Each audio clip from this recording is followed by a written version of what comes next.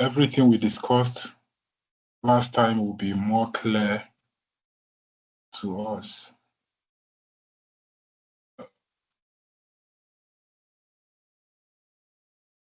To share my window. Share. Okay, share screen.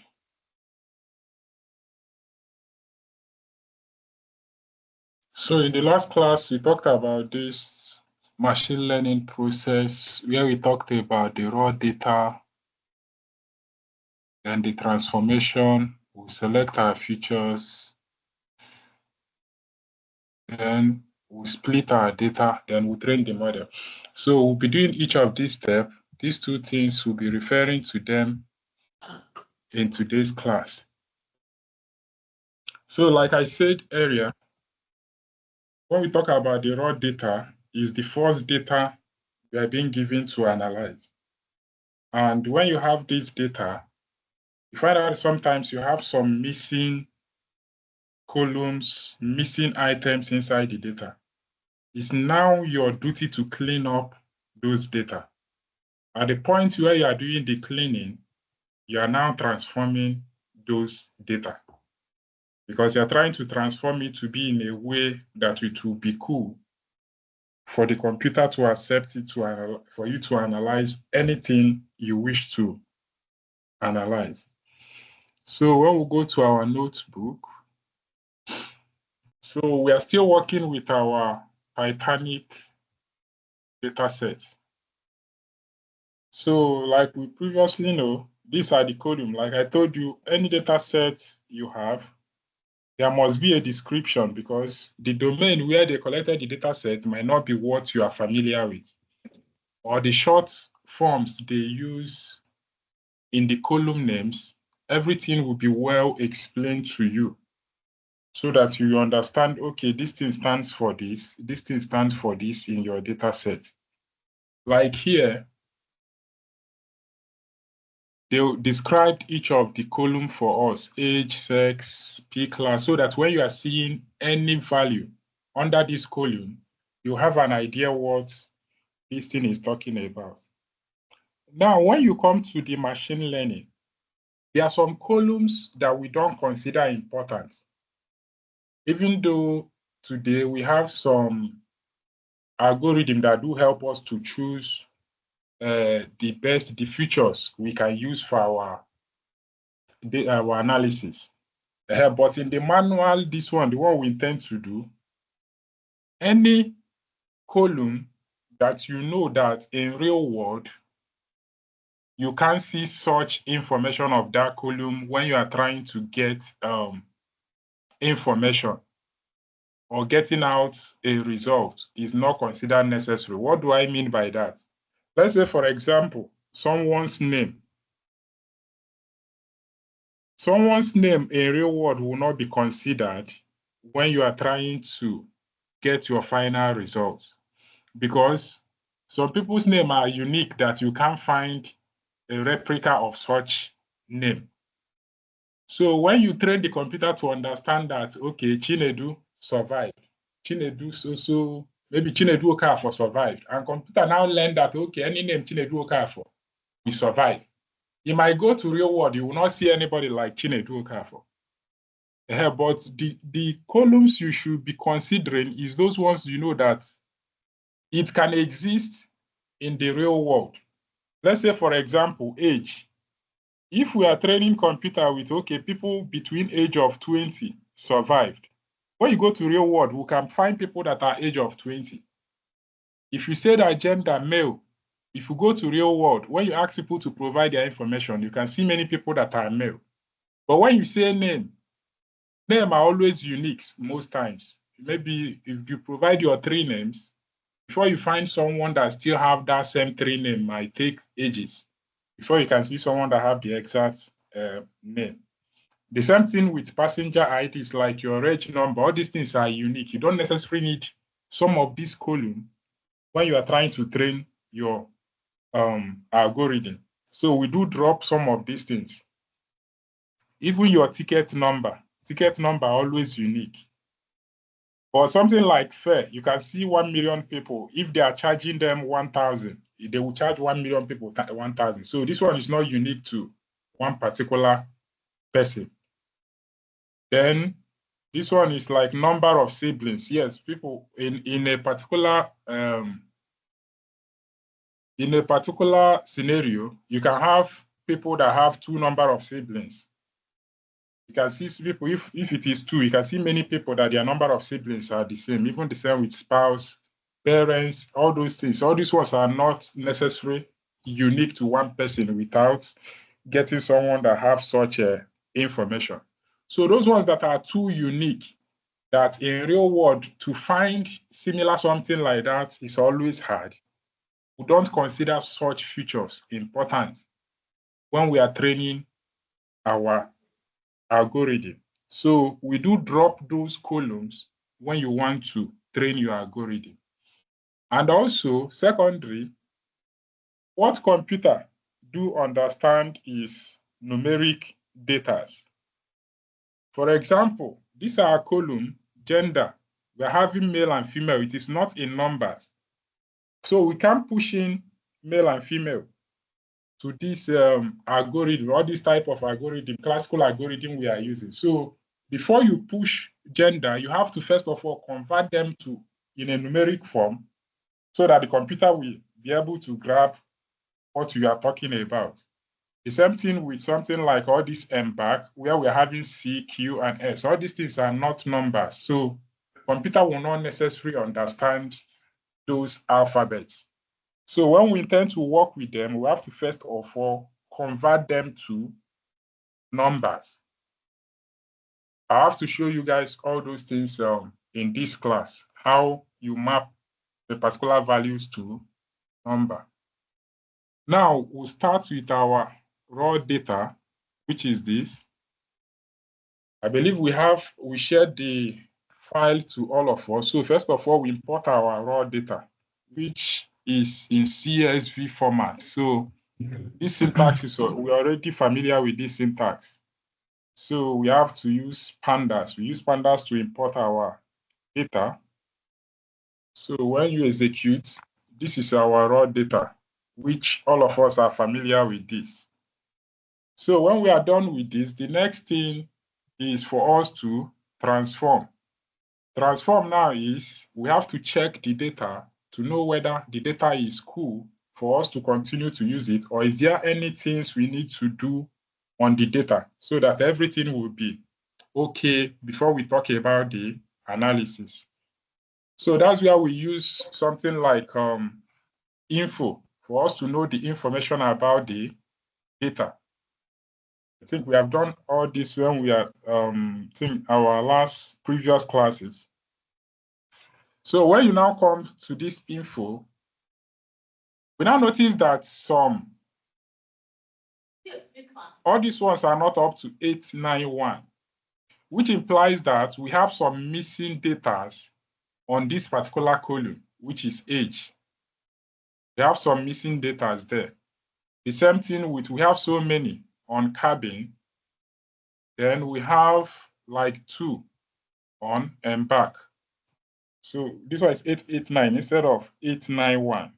So we find out that we have null data under the age, cabin, and this. So you can't use this to work in training of your algorithm. So first of all, you have to transform, which is to clean the data to make everything to be all right before you talk about using those data.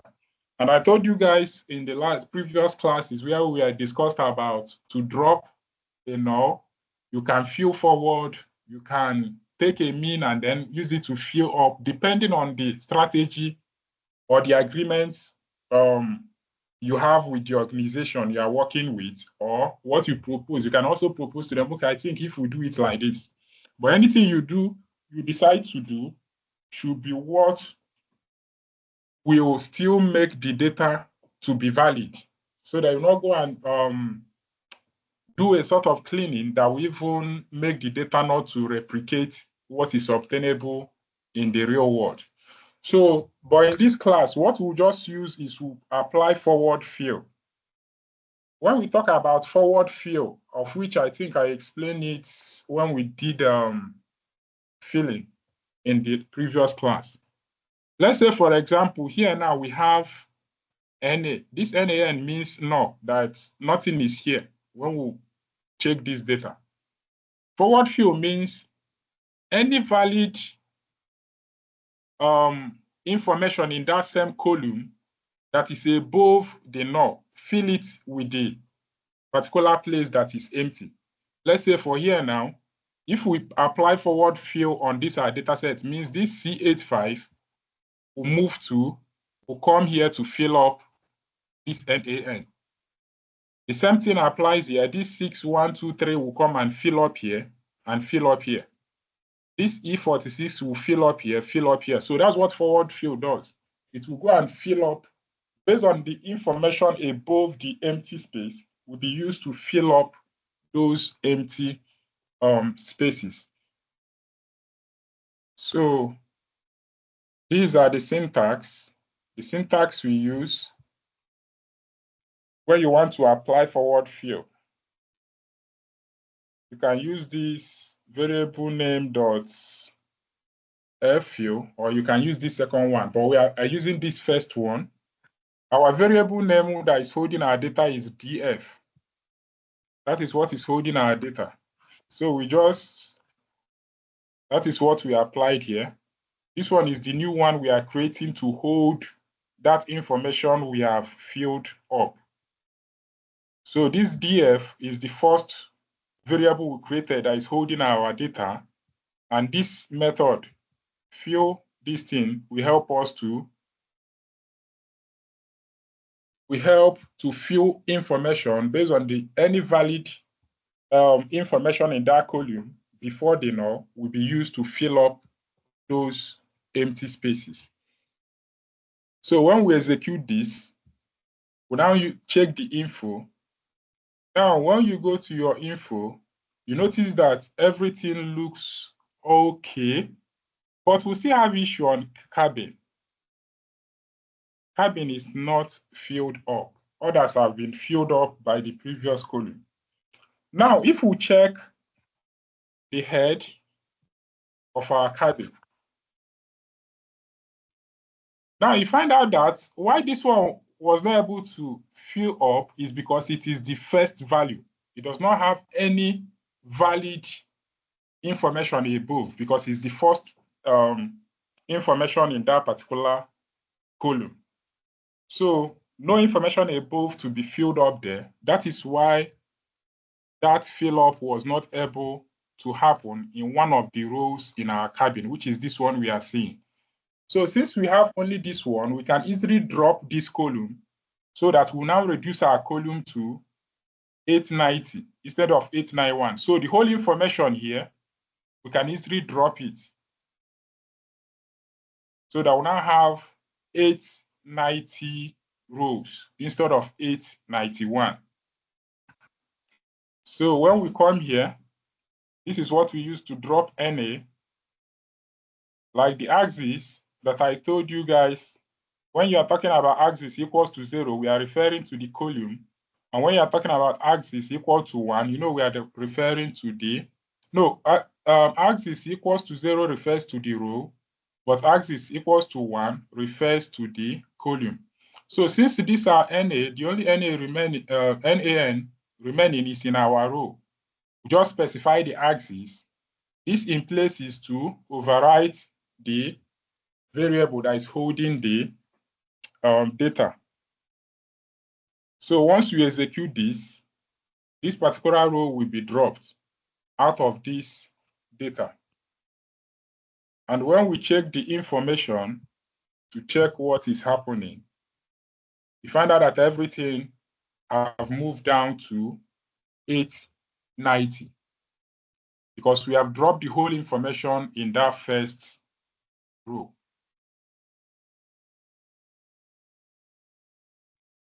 Any questions so far?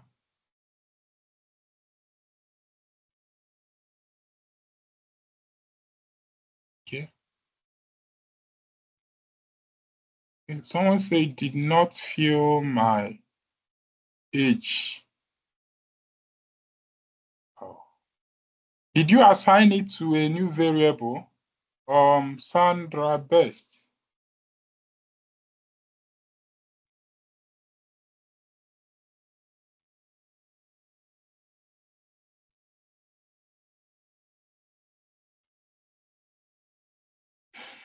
See what we did? We fill, this one is our old variable that was holding the time we imported our data set. So when we are performing the fill on this particular variable that is holding our data set, we have to assign it to a new variable so that anytime we want to check the fill, the one that we filled, we have to be searching for it inside here, not inside this particular variable. It's inside this new variable we created that will be searching. That's why I use df1 instead of df, because if you check df, it will still be showing you the old information. So Sandra, is it working now?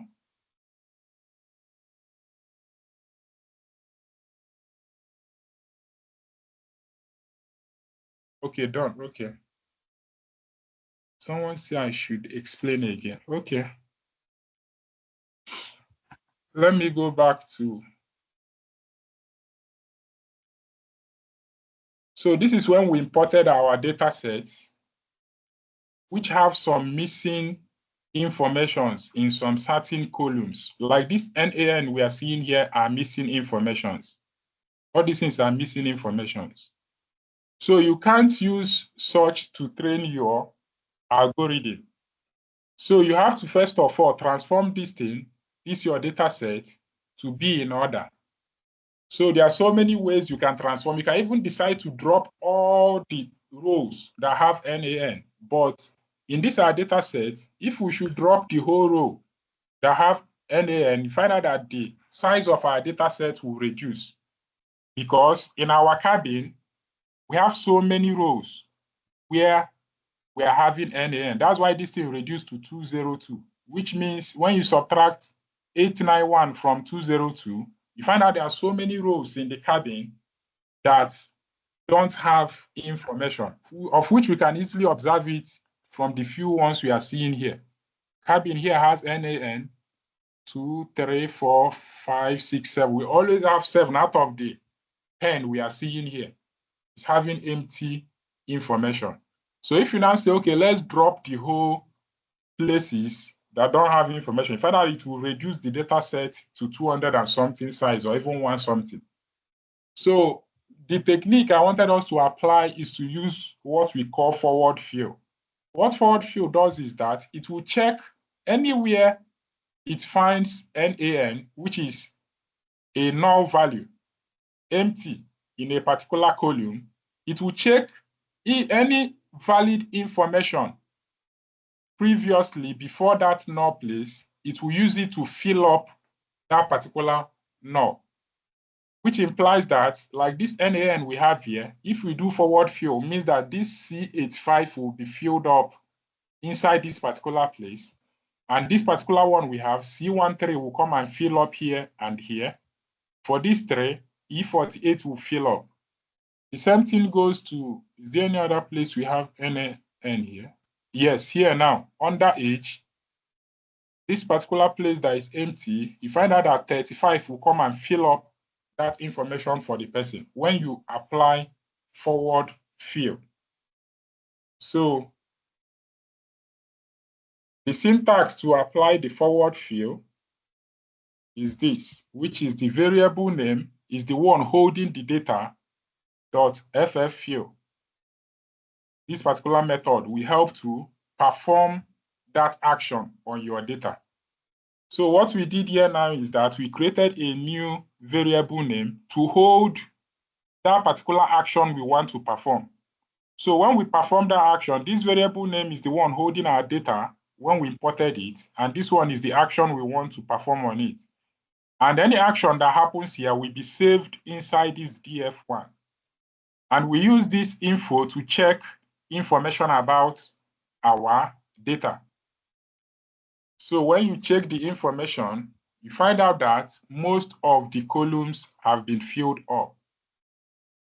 But now we have cabin, which is not filled up. It has 890, whereas others are having 891. The reason this one is having 890 is because the one of the empty space we have in cabin is the first row. It is the first information under cabin. So there is no information above to be used to fill up this particular cabin. So it was not able to perform such action here. But others were able to fill up the down part. So since we are just having only one row that where that information is missing, we can easily truncate this one out to be out of our data, because this one is not enough to make our data set to reduce drastically. So we now use the drop NA. We have performed all these actions in our previous classes. We now do drop NA. When you refer to axis equals to 0, means you are giving instruction to this your Python to go and look for the information in your row. What it means is that it will go here and look for the information over here and drop it. Don't make a mistake to say drop NA and you put 1. If you put 1 here, your cabin will disappear. It will remove everything under cabin, because it will come and check where does NA exist in your column. Once it notices from the cabin, it will remove your cabin, because the instruction you are giving is drop everything in the column where NaN is existing. But why we have to specify the row is because it will just come and check which row, and it's only one place. It will just drop every information we have here. But if it is axis equal to 1, it will come and check the whole of passenger ID. If there is any NaN, no, it will check. Once it comes here and see NaN, it will remove everything, not just the first one, because you are remove the column where the NaN is existing. But when the axis is equal to 0, is remove the row where the NaN is existing. So that's what we have performed here. Chika, is that clear?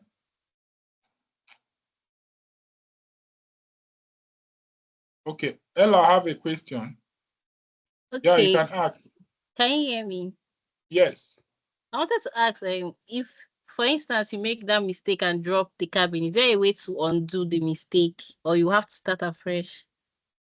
Yes, you have to call up your data. That's why most times it's better to have a copy of your data if you don't want to start afresh. At some point in your work, you have to create a copy so that if anything happens, you can easily continue with a copy of that file. Because once you drop it, it will overwrite it and remove it. So you have to go and start afresh to come down. Okay, thank you. Yeah. So Chika, are you clear now?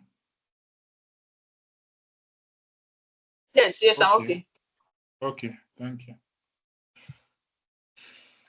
So if you notice, you find out that everything we are doing here is like we are trying to combine the whole things we have learned before we now approach to the machine learning. So when we now check the information of our DF1, you find out that everything, it now looks like our data, every information is cool. Now, which implies that here we have performed the necessary transformation we are meant to do. So we check our information. So the first index have been dropped. That's why we don't, because it started from 0, but now it started from 1 because we have dropped the first index. So now, the next thing is for us to to select our features and labels. In the last class, when we use something like this to make an example, this Y is our label, and this one are the features. What does it mean is that this Y is dependent on these features here. Every pattern that happens here is what determines your sum. And since this is a small data set, when you check the pattern that is happening here is that it's summation that is happening in these features that will now make our sum to exist. Any add up of this will give us this. Any add up of this will give us this. So now, during this particular stage, what we are now checking is which column are our features and which column is our label. So when you go to the data set, which is these ones we are seeing, we now check, okay, we have so many columns here, even those ones that are important and the ones that is not important. Which one should be our label that will be dependent on actions that happen here are dependent on it. So now, what our label here is the survived, because we believe that everything that happens here will determine if someone survive or not.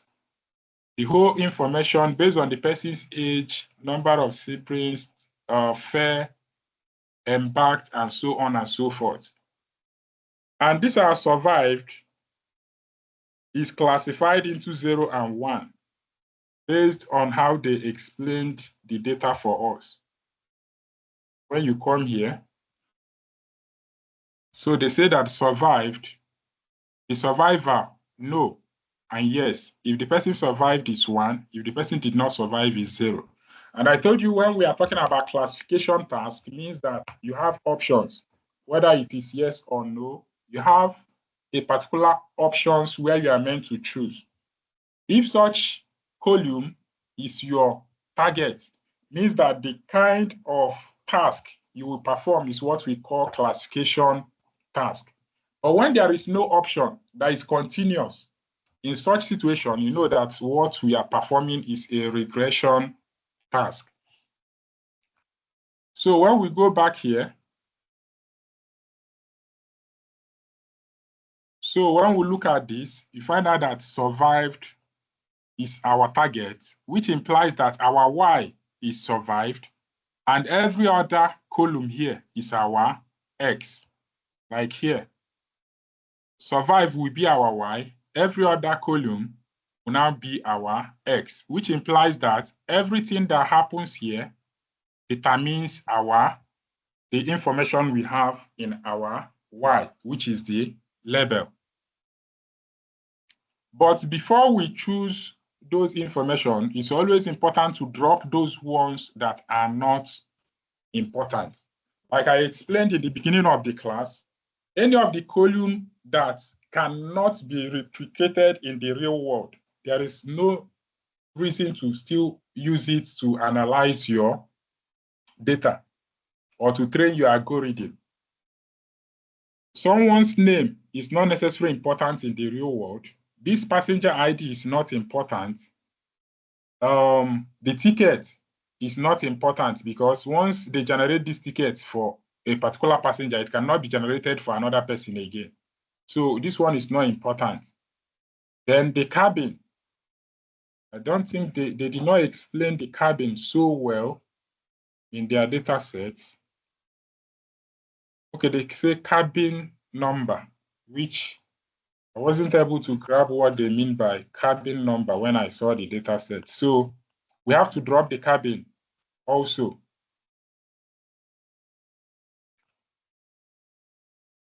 So now when you come here, because we discussed about dropping a column in one of our previous classes. So what we now applied here is we dropped the passenger ID, the name, the ticket, and the cabin. These ones we believe that is not important for us. And we're informing the computer to go and check for this column in axis 1. That is under our column, not axis 0. And this in place means overwrite the variable that is holding that information. So once you click, it has dropped all those ones. So what we are now having is survive, P class, sex, age, and so on and so forth. You have to click once, because if you click it the second time, means you are still instructing the computer to go and search in that column and delete, which means it will pop out an error because it will go and search, but it will not see it. Let's say, for example, we'll click again. It's now giving us error because when you go here, it will be telling you that this not found in the axis. The reason is that it has already dropped it and you are still requesting for another drop. It will go back to go and check in that data, but it cannot see it again because we have dropped that particular columns. That's why it will now pop out error in the second time that you give such instruction. Is that understood?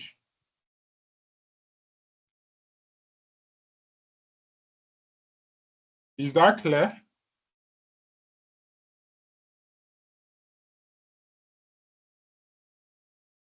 Seems you guys, what is this? Okay. Okay. So, but this error doesn't matter again because we have already performed that particular action. So anytime we look at our DF1, all these columns will not be present over there. So like here, can decide to check our df1 dot head. Maybe the first 10 row, find out that those information we dropped are not existing again. So like I told you that it's always advisable to, at some point, you make a copy of those your data. So what we did here now is that we have to duplicate our df1 into 3 different places. So we now have up to 3 different variables holding this same information. So, which is df2. So when you now check, you find out that all of them are holding the same information, which is the content of df1.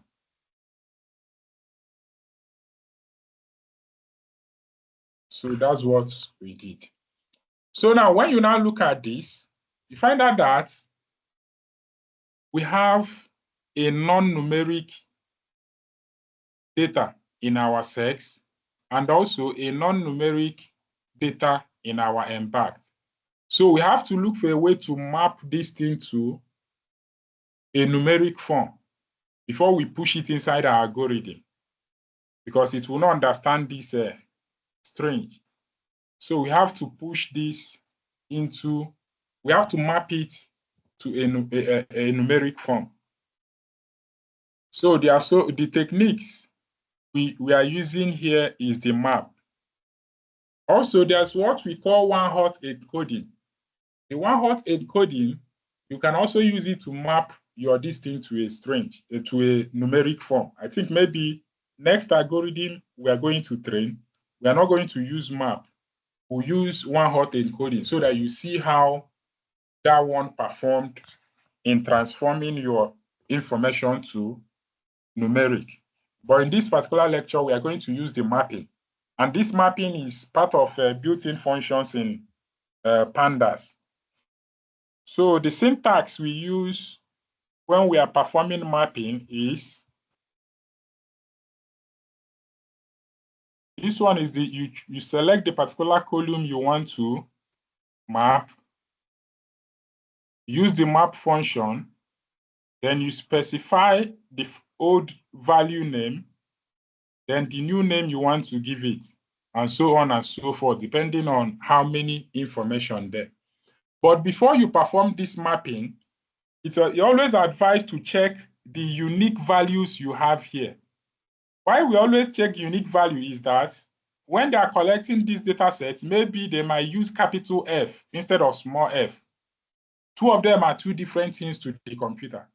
So what you have to do is that you check the unique values they have in the sets to be sure that such mistakes did not occur. So how did we check the unique? Is that I think we have done this thing before in our previous class. So this one is selecting that particular column, which is sex, and then dot unique. So when you execute this, you find out that we are having only female and male. Okay, let's say, for example, the first data set we imported, I say let's check the unique values in DF, because I think our DF, we did not transform the DF. So DF is supposed to have some null information. So we want to check the unique values. Okay. So when you execute this, okay, it does not have, okay, I think our DF is also cool. So it's showing us male and female. So when you now go further, we have checked for sex, then we have to check for back. Since this are the two columns we want to transform. So when you perform the unique, to know the unique value, find out we have C, S, and Q, which they explain to us what all this information stands for in our data. So we can also check, let's say we want to check from the previous one, print df, which column is that? Okay, I'm back.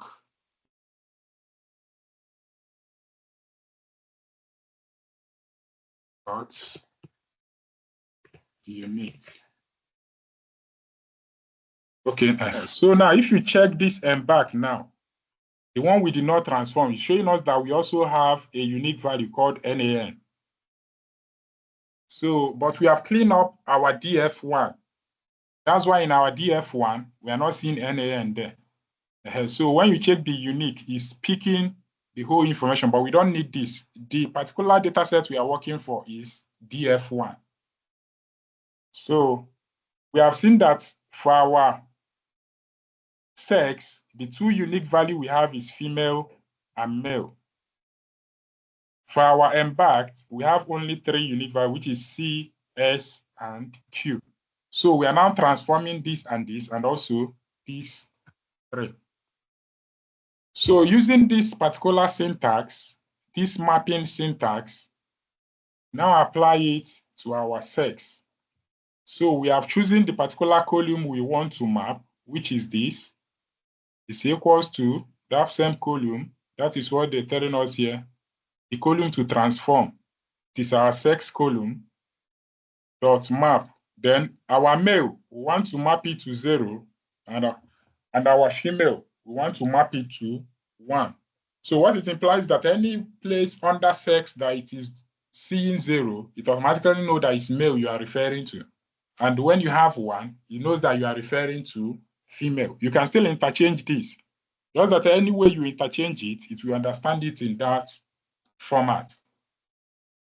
So the same thing also apply to, okay, well now, if you execute this particular code, you find out that our sex has changed to numbers instead of male and female. But our embark, we have not transformed it. And don't click this one 2 times, because once you click it second time, it will fill up the whole of this place with null values. Let's say, for example, let me use one of the copy that we created, df2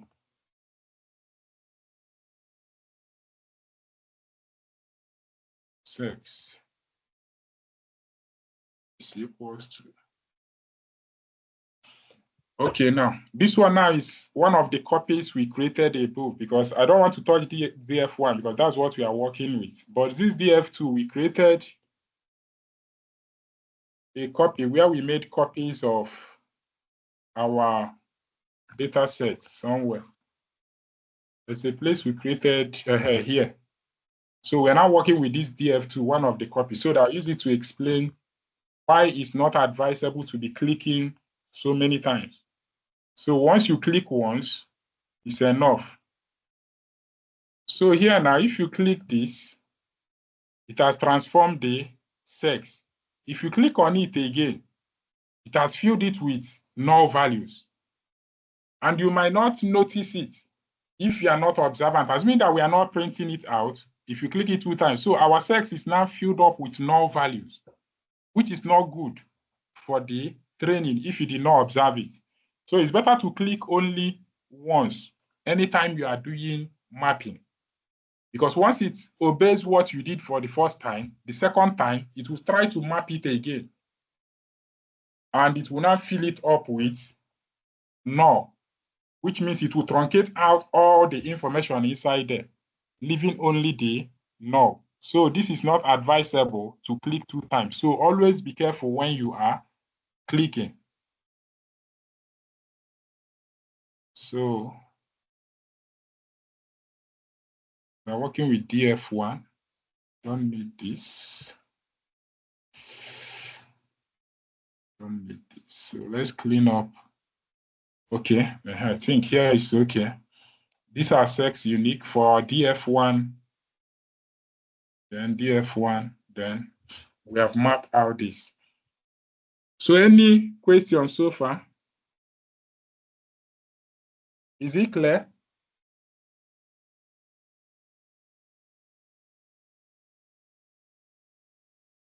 Okay. So the next thing is also to map our embarked. It's still the same way we perform the sex. We select the particular column we want to map. This is the same column dot map. Then we are assigning the S to be 0, C to be 1, Q to be 2. So once you click this, it has transformed that in our embark. So our embark has been changed to 1, 0, 0, 0, 2, 0. So anytime we are seeing 0 is S. Anytime we are seeing 1 is C, and so on and so forth. So our sex is transformed. The same thing with our embark. So when you notice here, every information we have here are now in numeric form. We don't have strange values here now.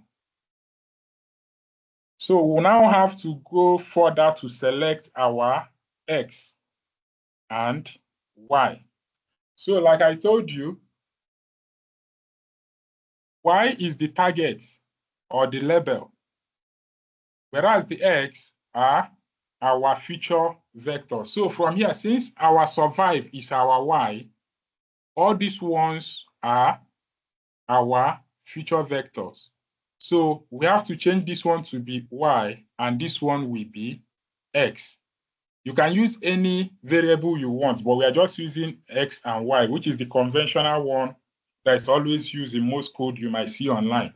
So the target is always referred to as Y, whereas your independent one that will determine your target is referred to as X. So because the function of X is what will give us Y. So that is what we perform here with our drop. So what happens here is that for our Y, we said that our Y is this particular column. So we are just choosing only the survived column is what is our Y. So we expect only this column to be inside our Y. And we're now saying that our X is everything in our DF1, but drop this one from it in the axis 1. So what will happen here is that what will be saved inside our X is that it will come to axis 1, it will drop this survived, and every other information will be inside our X. That's what we informed it here. Drop this survived from the column and save every other thing inside the X. So when you execute this, we now check the heads. So you find out that it's only survive that we have inside the Y. And also when we go to check the head for X, you find out that these are the information we have in the X without the survived. So we have assigned the survived inside the Y, and also every other information apart from the survived is now inside our X. So this our Y is dependent on this X. For this first value we have here is dependent on this first value we have, or the first row we have in the X. The second one is dependent on the whole second row we have in our X, and so on and so forth. Any question here?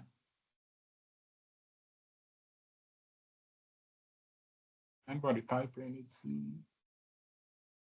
Are we good? Okay.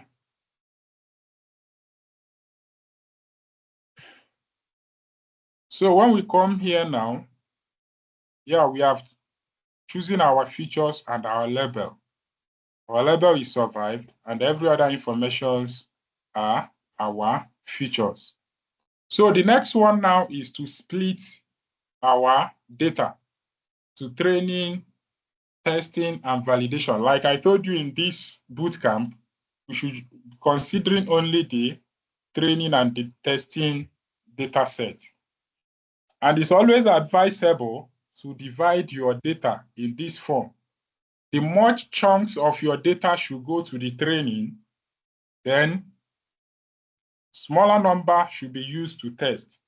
So since we are working with training and testing, maybe if it is 80, you can consider the remaining part, which is the 20%, to be testing. If we are choosing 70, consider the remaining 30% for the testing data set. So that's what happens here. This one in red color is what we are considering as our training data set. And this smaller chunk is what we use to test our model at the end. So still remember from this slide, once we have our training data set, which we have selected the features, these features now is what will pass into the algorithm we want to use to train and get the model. So since we have gotten our features, which is X and Y, we have to select the number of the size we want it to be the training and the size we want it to be the testing. After training, we'll use the testing part to test what we have trained to know how our computer, our model behaves. So we have a function that we use to do the splitting. And this function can be seen inside this sklen, which is scikit-learn. So first of all, you have to import this library, and inside there, we have what we call train test split. So once you import this, and now this is the syntax that we use to split.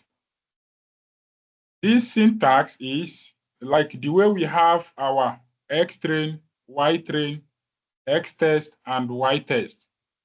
This X train is the features in your training data set.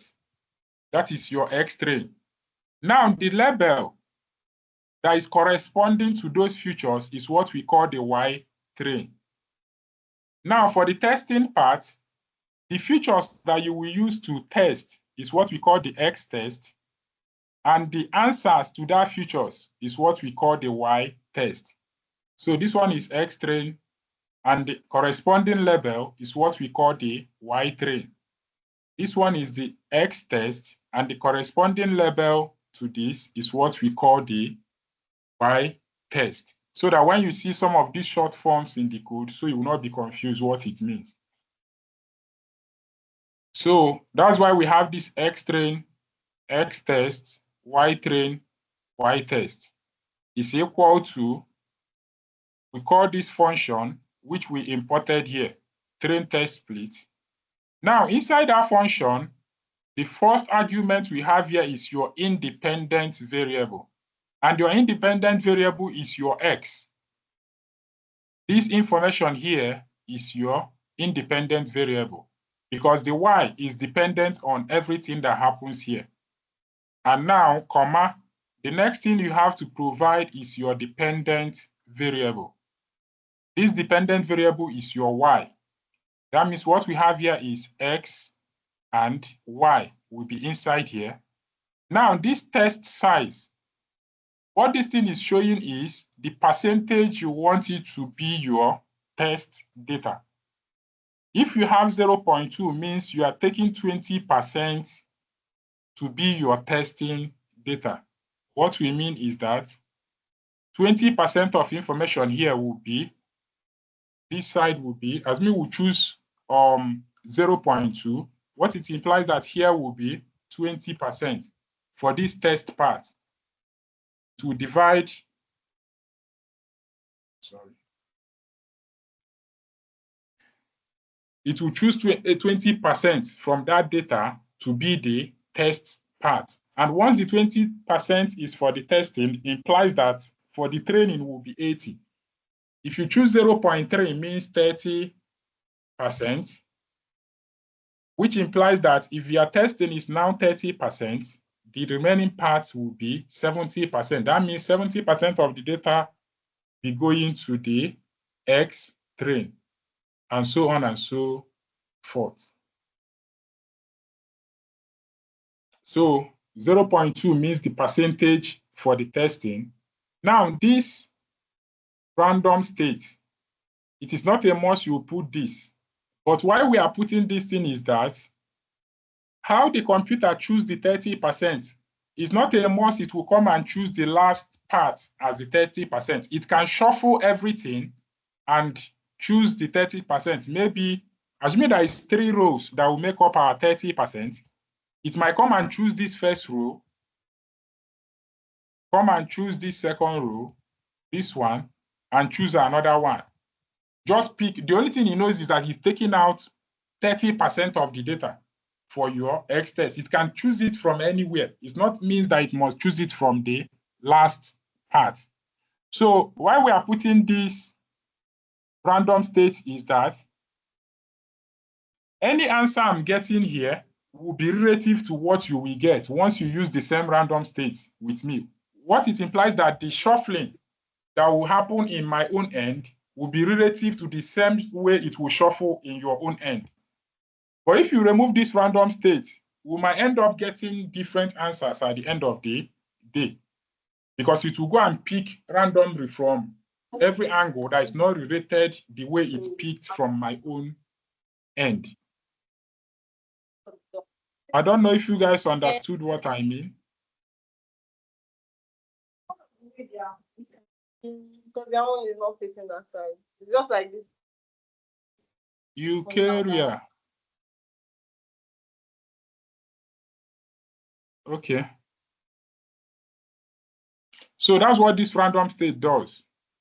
So if we should perform this particular syntax, so first of all, we have to call the function, the library and the function. Then we'll now do the splitting. We are using 0.2 because we want 20% of our data to go to the test data set. So when you execute this, we have done the splitting. Now, if you check the shape, we have used this shape before. For the X train shape, it's telling us that we have 712,7. The column, this thing is number of column, and this one is the number of row. But when you check our Y train, you find out that we are having only 712. We're having only single number. Is because this is our label. Our Y is the label. What happens here that we are seeing now is that, assuming that we are looking at this, we have 1, 2, 3, 4, 5, 6, 7. So what is providing to us is that our X train is 7, 1, 2, 3, 4. 7, 4. And it's now telling us that the shape of our Y train is 1, 2, 3, 4, 5, 6, 7. It's now 7. So that's why we are having a single information for the Y train, because it's just counting the label. But in this one, it's counting the number of rows and the number of columns. For this one now, we're meant to have 7, 4, and for this side is just 7, which these two numbers must correspond. Your row here and this number of your Y train must correspond. So that's why if you come here, it's telling us that we are having 7, 1, 2 row, which is corresponding to the Y train. This one is the number of columns, which is when you go here to count, which is 1, 2, 3, 4, 5, 6, 7. So that is what is happening here. So it has done the splitting. Now, when we check the test part, our X test, you find out that in the 20% of the data now is 178. It's still counting 178, 7, and then 178. It's like counting for here now, our X test will be 1, 2, 3. It will be 3, 7. And when you count the Y test, it will be 3, because he has done the splitting. So that's why we have these shapes we are seeing here. It's showing us how the size of the splitting looks like. Is that understood? Oh, is that understood? Okay. What about others? I hope it's clear.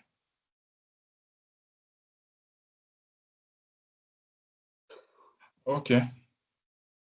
I think Chika is saying, okay. She's saying not clear, and then I guess someone else is saying. So, what part is not clear for Chika and Casey? Kindly mention. Okay.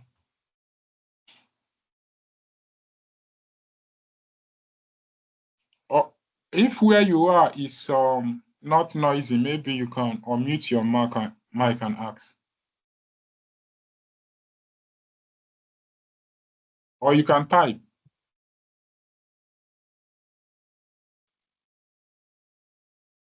Hello. Yeah, okay, Casey. Okay. I'm confused about where the S train, the calculation of how the computer tends to get the you were trying to say the 7 and the 3. I didn't really get that part. Can you share it again on how the computer came about the 7, 1, 2 and the likes? Okay.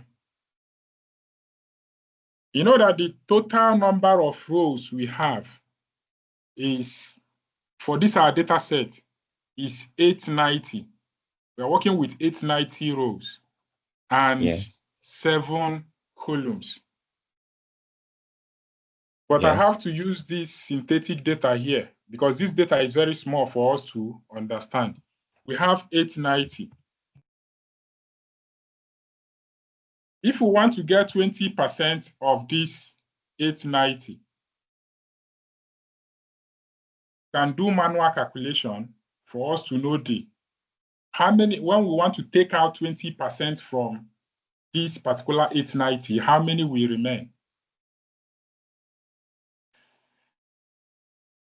20. So we can say 890. It will be 178 times, okay, 178. 20 divided by 100. So you'll be having 178. This is how many percent? 20%. Yes. So when you come to this code, this test size is that we are telling computer that take 20% of our data for the testing. The testing is 20% and the training part is 80%. Since you are taking 20%, means the remaining 80% will be for your testing, for your training. Whereas the 20% is for your testing. That's why we say test size. This test now is picking out 20%. How you will understand what is happening here is from here. If you tell computer that this side should be 20%, so here now, it will pick out, assuming that here is 20%. Everything here, up here, will be 80%. So if you check 80% of this particular data, which value will you get? That should be what should be up here in the training part. Since the 20% is for the testing, the training part will be 80%. So when you calculate the 80% of this, which value is it giving to you?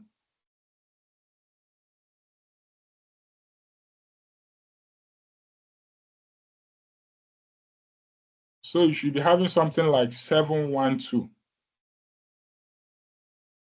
So the remaining 80% is 712.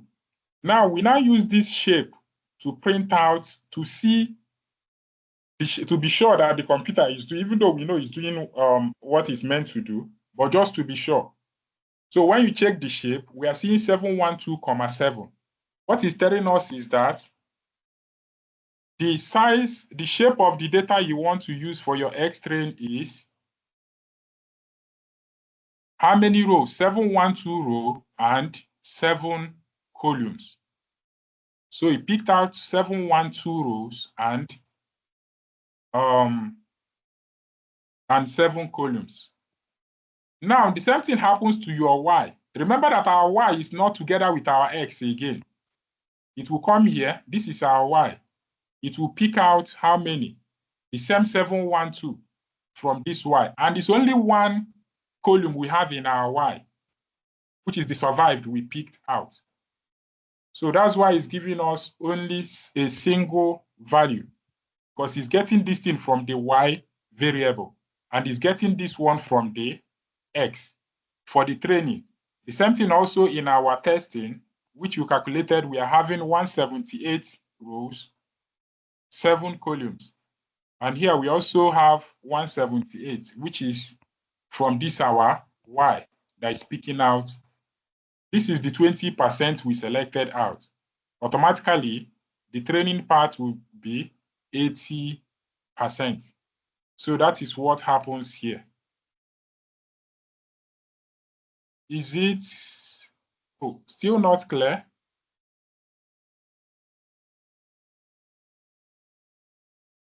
Casey. Okay.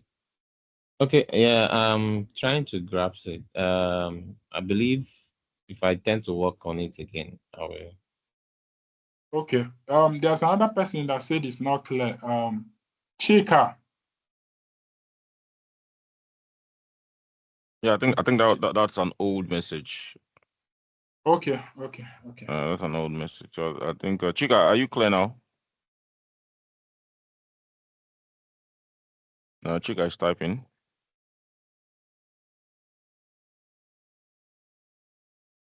The X and Y train. Okay. X train, Y train.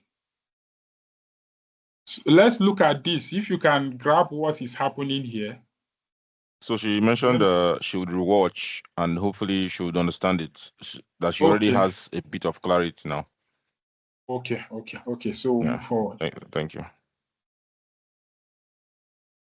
So now, following this, since we have done the splitting, the next thing is our algorithm, because we need an algorithm we need to pass that information into so that we'll now have our model.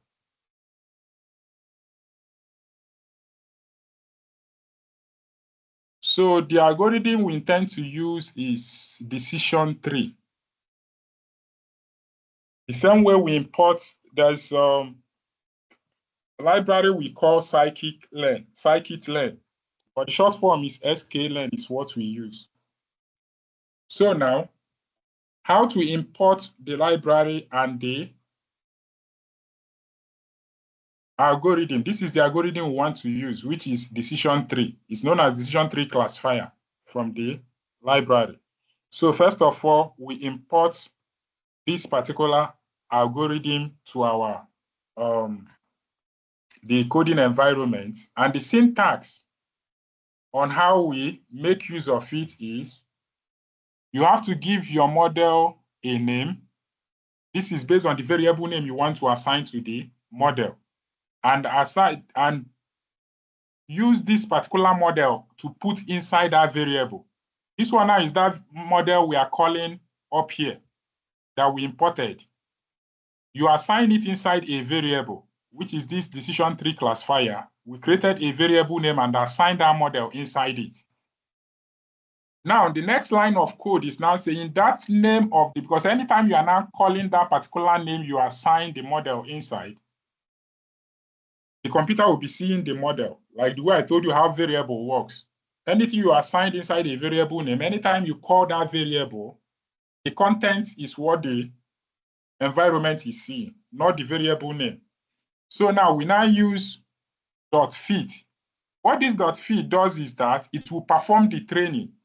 And the information we are now training is that we are providing our X train and the Y train.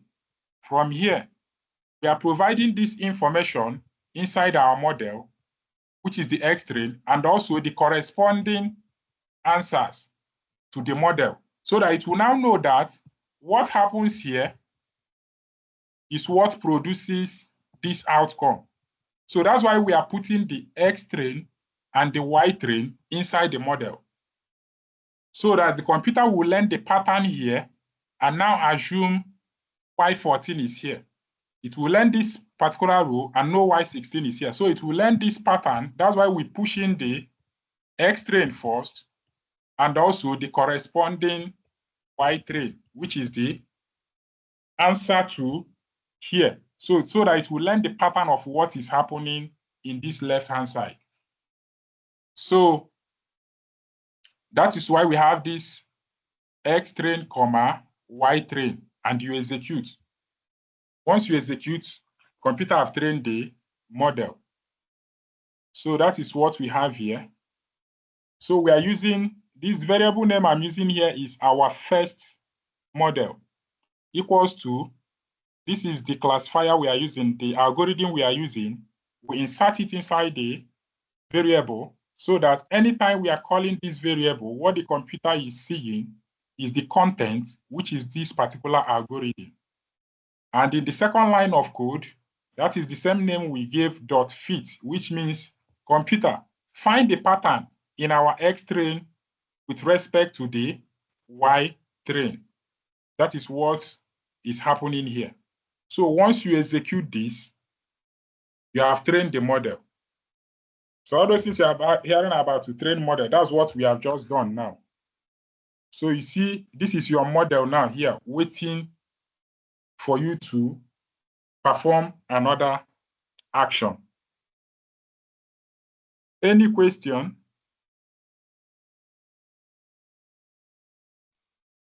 Yes. Okay.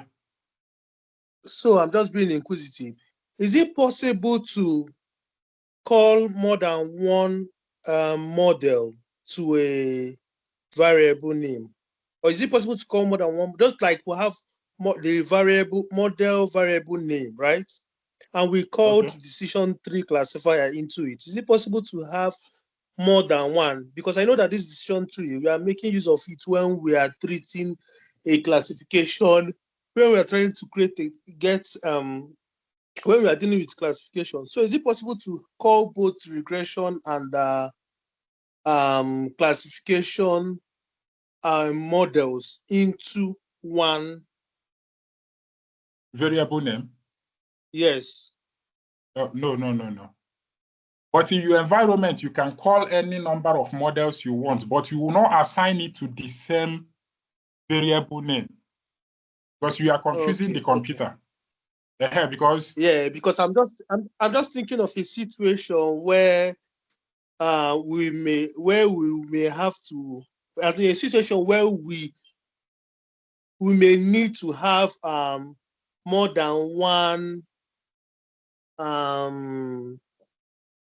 may have different, yes, instead you of can calling have them differently. Yeah, like for example, if you are writing a project, maybe if it's maybe undergraduate masters, because they still do something like this in their masters or undergraduate work, it's always advised to compare your answers with different models before you now choose the best one.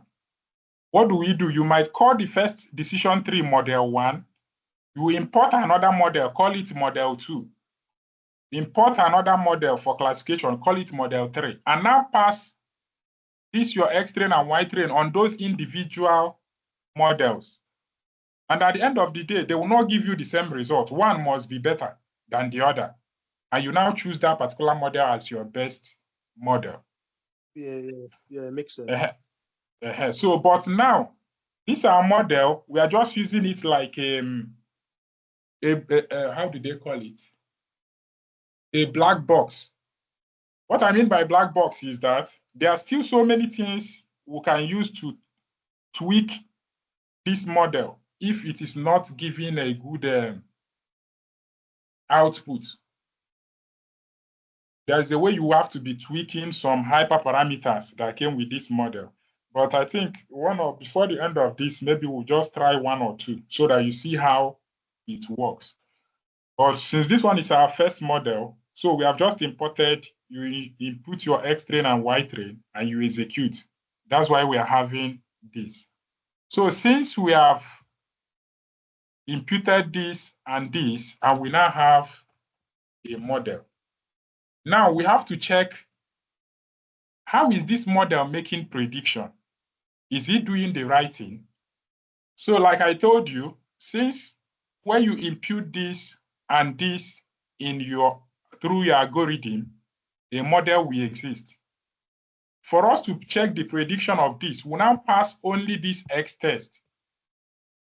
We now give it this X test inside our model to make a prediction. So any prediction it does for us, we'll now compare it with the correct answer because we know the correct answer. But we have to check the prediction the model made with the correct answer to now know, is it doing the right thing or not?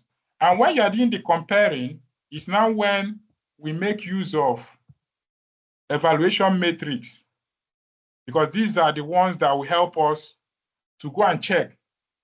When we are doing the comparing, this evaluation matrix will now help us to know if our model, how many percent of our model, how many percent of the data did the model predict right?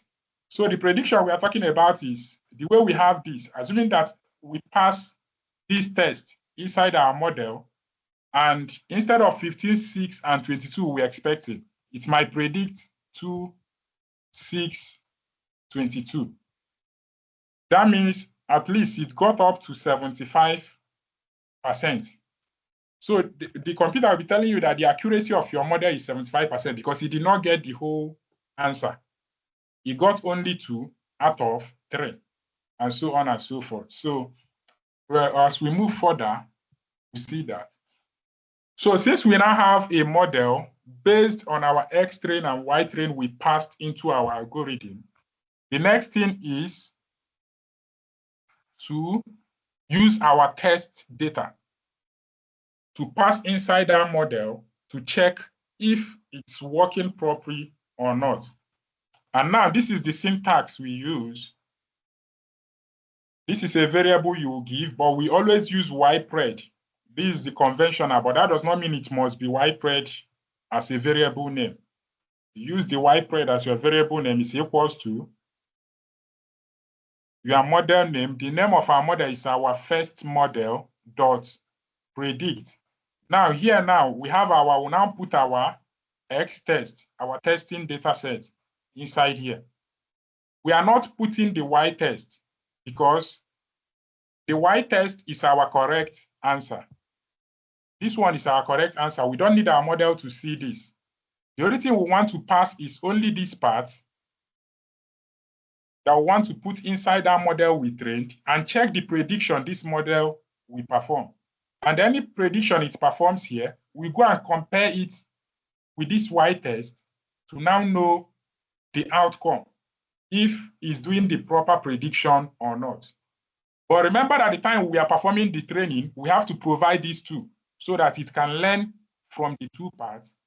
But when you now want to test it to know whether it's working, you don't need to put this one. You have to put only this part, this X part, so that it will predict out an output. And anything it predicts, you have to compare it with the correct answer to now know, is my model doing well or not? So that's why here it's only the X test we are passing inside our model. So from here, necessarily need this. So that's why we have our first model is the model name dot this function predict. Then we'll now put our X test, which is the one holding the test feature vectors. Now, we can decide to see the content of what the computer predicted. You know that the prediction the computer is doing is survive, not survive. So we should be seeing something like 0, 1, 0, 1 on each of them. So when we have this, these are the predictions the computer did in each of those 20% feature vectors. Now let's do a manual comparison. Let's print our correct answer. This is our correct answer. We want to print the first 10. Now, when you check the first 10, you find out that the first one computer predicted the 0 is equal to 0. That means it predicted it well, that the person did not survive. We have 1. It's also predicted 1. We have 0. How many times? It predicted 0, 1, 2, 3, 4, 5. We now have 0, 1, 2, 3, 4, 5. So if I know that it's doing the proper prediction, we have 1, it predicted 1, 2. We have 0, 0, it did 0, 0, and so on. So based on this first 10, the computer did a proper prediction when we inserted the test data. Maybe let's increase this to 15.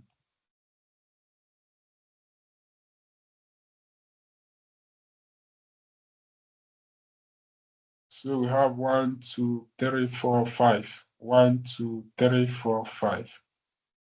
Okay, we have 1, 0, 0, 1. We have 1, 0, 0, 1. So that means it's doing the proper prediction so far based on what we have seen.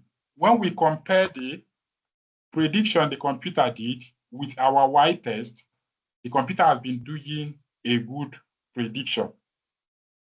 So, but it's not manual. We are meant to check this. We have to use our evaluation matrix to confirm if the computer is doing the right prediction or not. So, using the evaluation matrix, the first one we want to use accuracy. First of all, you import the library that is holding the matrix, which is still sklearn, or scikit-learn, because that's where we have most of every function we need for our modeling. It's in sklearn library.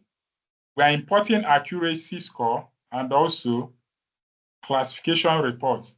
These classification reports have so many evaluation metrics inside. It holds this recall.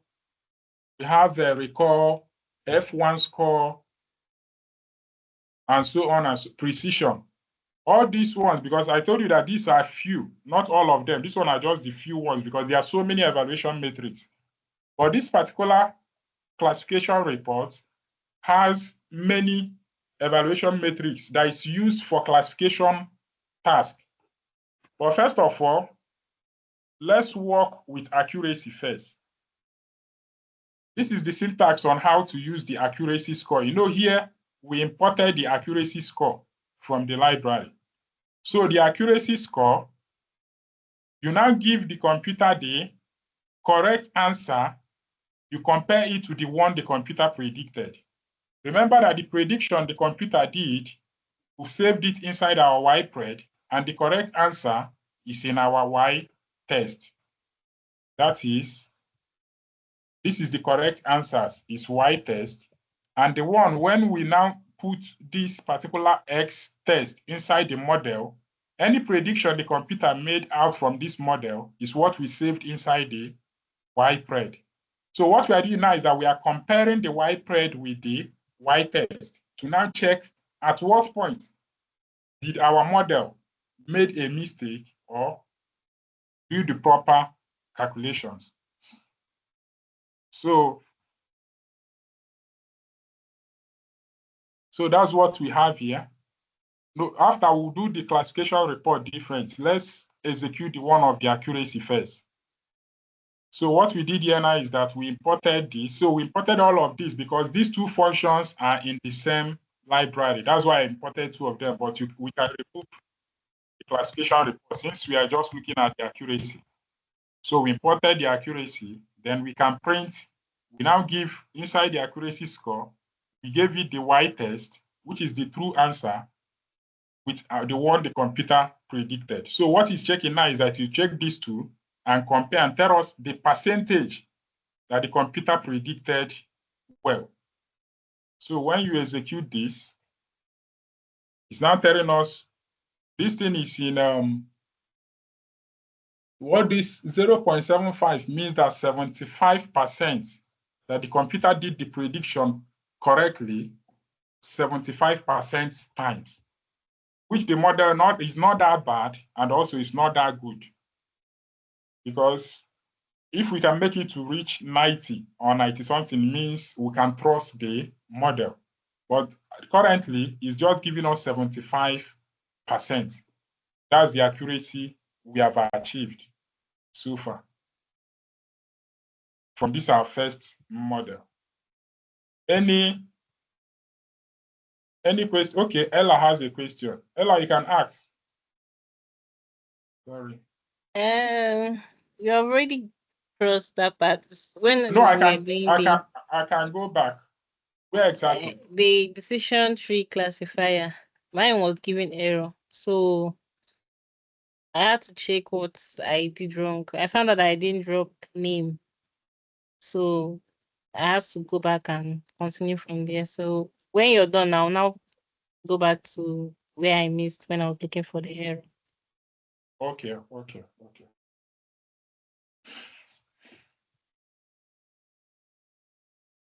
So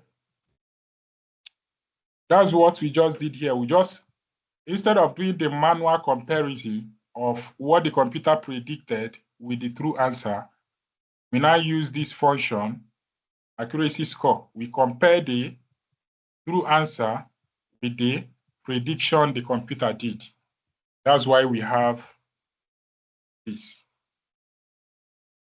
So the next thing we have is our classification reports. So let's put the whole program together. We say from sklearn to matrix, reports, classification reports. So print. So now, the same thing in classification report, you have to give it the true answer and the predicted answer. So when we execute this, sorry, I didn't put M here from. So when we execute this, what I will advise is for us to maybe on our own to research what is precision, what is recall, to understand what these things mean so that you can be able to understand why it's giving the 84% here, why it's giving 74% for recall, and why it's giving this. For the support is number of data. What it means is that for not survived, the data, we have 107 data in our non-survived that we are using for the testing. The same thing for the survived is 71. So this one is not really an issue. Where you should go and confirm to understand well what happens here is just read up this. Then if you are not well clear, maybe one of the class you can ask how we explain very well because we are running out of time. So that's for the classification report. Now for the, like I told you in one of the evaluation matrix, there's what we call a confusion matrix, which will bring out a sort of table to show you where the computer predicted well and where it did not predict well. Oh, we are running out of time. Okay. So to use the confusion matrix, first of all, we import the library. Now, inside this SK matrix, we can import the confusion matrix, and also we have the confusion matrix display. What we use this one to do is to make our visual for the thing to be the visual to look appealing to the eye. Not when we use this one, it will bring out the result, but not with matplotlib library. So here now we have to import the matplotlib to make our output to look well visually. So, but when you want to use the confusion matrix, since we have already imported the function, which is confusion matrix, what we are just passing is the same data, which is the text and the predicted data. Because anything that evaluation, anything you are giving to any function that is meant for evaluation is the true answer and the one that your computer predicted. That's anything you are giving, because that's the tool that you will use to check the output. So when you print, it's giving us something like this: 79, 28, 15, 56. This thing doesn't make really sense because of the way it's printed. But when we use this confusion matrix display, we have to understand it proper. So now the syntax, when we want to use the confusion matrix display, some of these things is just you have to be going back and forth to it so that it will now assimilate proper.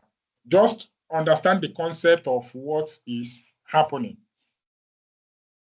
So first of all, when we are using this confusion matrix display, you have to also import your matplotlib. I know I think we have taught you about matplotlib for visualization. So we always use the two together. So first of all, you have to import this library that is holding the confusion matrix display, and also import your matplotlib library. Now, this is the syntax that we use when you are using the confusion matrix display. First of all, you have to indicate the labels. When you are indicating this label, still remember that our label of what we are predicting is whether you survived or not. And you have to memorize, is 0 survived or 1 survived, which one?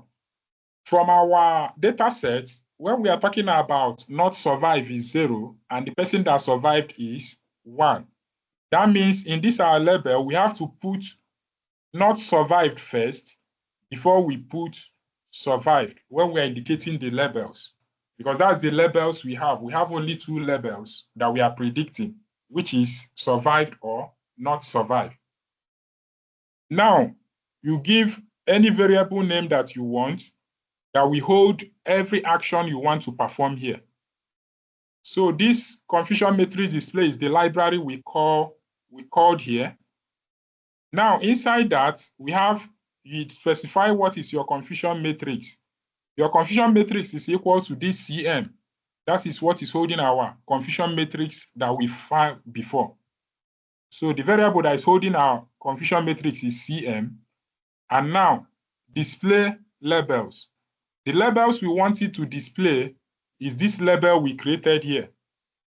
which is survived and not survived. We have to indicate it inside here so that it will display it in our confusion matrix. Now we have to combine it with matplotlib, which is your display label, your display variable name, which is the one we created here that is holding everything we performed here, comma, CMAP. This CMAP means color mapping, equal to PLT variable holding your confusion matrix, which is CM. This one is variable holding our confusion matrix. Dot the color you want to use on your this. If it is blue, green, red, you specify. Then you have to give a title to your plot. Then you show. So I think when you go back, I think I'll share this notebook so that you go through it one more time. So now that is what we just did here. First of all, we import this and this. The labels we have is not survived and survived. That is for here. We have to indicate the labels because that's what we are predicting, not survived or survived. Why we are putting not survived first is because we stated that not survived is 0 and survived is 1. Now, this CM display is a variable name. We want it to hold every action we are performing with this function. So we call this function that we called here, which is confusion matrix display. Inside it, we indicate our confusion matrix, which is CM. CM was what we used to hold this information over here. So this is our CM. CM is what is holding these numbers, our confusion matrix. So the display labels, we want it to display on our destiny is these labels we created here, which is not survived and survived. Now, this CM display, which is, we indicated it here, when you want to plot, the display variable name, what we gave it is CM display dot plot. Now, inside here, we have CMAP, which is the color map, equals to PLT dot the variable holding your confusion matrix, which is CM, we also indicated it here, dot. We want the color to be blue. But here now, when you are indicating your color, it will have to be in plural form. You have to always add S because you are dealing with classification, not one variable. So we give the title that we want to give, and then we ask it to show. So when you execute this, you have something like this. So this will now make more sense. What this thing is showing now is that at the point of not survived, computer was able to predict it correctly 79 times. The remaining 28, it did not predict it well. It was assigning it to be survived, which means it made mistake 28 times. At every point, it was meant to predict not survived. Now for the survived, it predicted it well 56 times and made mistake 15 times. So you find out that this one makes more sense when you want to see how the confusion matrix works than when it printed this first information for us, which is the same thing. But this thing doesn't make real sense. So, but displaying it over here makes it to look more sense and more visual because we made use of matplotlib, which helps us for visualization. So from here, you can see, okay, that the model was able to predict this one 79 times correctly and also predict survived 56 times correctly. So any questions? Sorry, I've been running like, any questions so far? Mine is giving error. Where exactly, Manuela? Because you know this I thing think is that was a long time ago. yeah. So where I exactly? guess Maybe I can refer to that because I'm almost done. Let me just. Where exactly? because Emanuela is not on the call also. Oh, okay. I think she's dropped off. So, but I think if they reference the recording, they would pick where probably Yes. they have an error. Yeah, and I will share the notebook to you so that you will be able to share with them. To send across. Okay. Yeah. Okay. So, any question? Is it clear? Okay. Yes, it is. But I have a question. So my question is it okay to say that our model is a function of the model we call? As in, the accuracy of our model is a function of the model we call. Based on the algorithms. For instance, sorry? Is it the algorithm? Yes, I'm saying, is it okay to say that the correctness or the accuracy of our model, is it a function of the algorithm we called? Or is it dependent on the percentage of the data, our trained data? No, there are so many things. There are so many things that will determine the accuracy of your model, which is because this thing is just a boot camp. So now, for example, is when you have a balanced data. What we mean by balanced data is that the data that is referring to people that survived and the one that referring to people that did not survive are equal. If it is equal, it's balanced data. When you have such data that is balanced, you are meant to have a higher accuracy. But this data set we are working with now is not balanced. If you check when we plot, I don't know if we still have, there was in one of our previous class when we are checking the number of people where we have survived and not survived. So there are so many things that can contribute to your, let me look for that particular. It's in one of our previous class. Okay, something like this now. This thing is showing the distribution on how our data set is. If our data is not balanced, assuming that it's balanced, we are meant to have 50% here, 50% here. Shows that we have the same number of rows that is referring to people that survived, and also the same number of rows referring to people that did not survive. But in data analysis, sometimes there are so many techniques we can use to balance this data set, which is another thing again for us to do. If we have time, just that this thing is just a boot camp for you to have idea of what happens in data analysis. You can balance the data set, and once you balance the data set, you can have a good accuracy. The accuracy will improve. Then another one is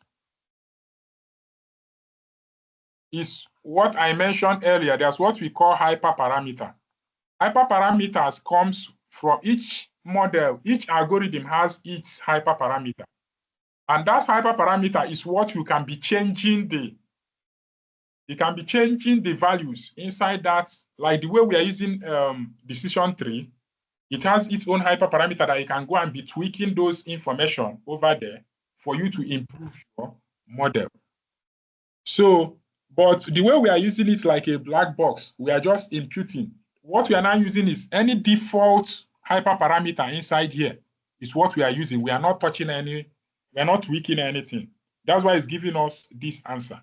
But if we choose something like maybe another type of algorithm, maybe we'll use something like logistic regression, since it can do binary classification, you might have a better result when we use it like a black box.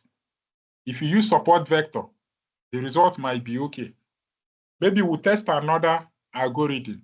And also, the way we converted our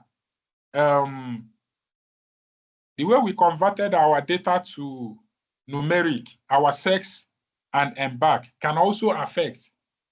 We might use we used mapping. Maybe if we use the second one I told you, which is what they call it, one-hot encoding, it might even improve the accuracy, will not even be 75 again. It might even move to 80. So that's why when it comes to model training, it's not what you just do once. You have to be testing, trying so many things until you have a good result. So that's what happens. There are so many things that can contribute to the accuracy of our model. Is that clear?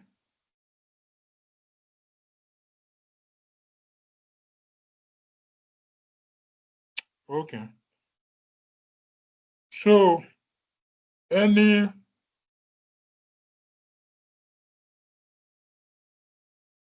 other question? Oh, so Stan, I think we have spent a lot of time today. I think I have to stop here. Oh, okay. Okay, no worries. Thanks.